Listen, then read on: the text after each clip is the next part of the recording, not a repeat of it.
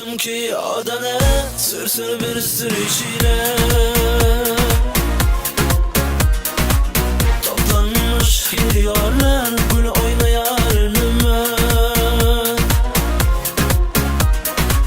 Kansızlık bundan böyle, böyle çıktım yüzüme. Yazıklar olsun sana, çelmeni taktın yine.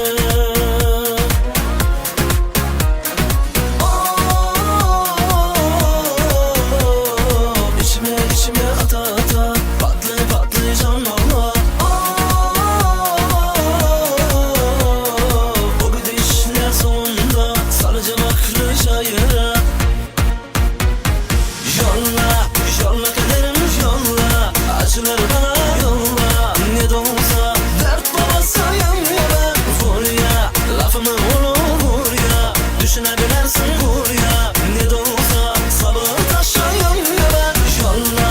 Yolla kaderim yolla, acıları bana yolla. Ne de olsa dert babasıyım ya ben. Vur ya, lafımı vur ya, düşünebilirsin vur ya. Ne de olsa sabır taşıyım ya ben.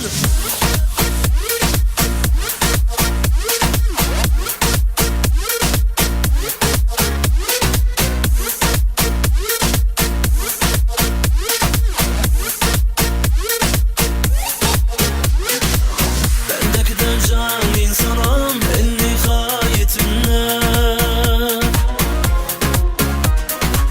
Tutacak elimden ümidim uçurmanın eşiğinde.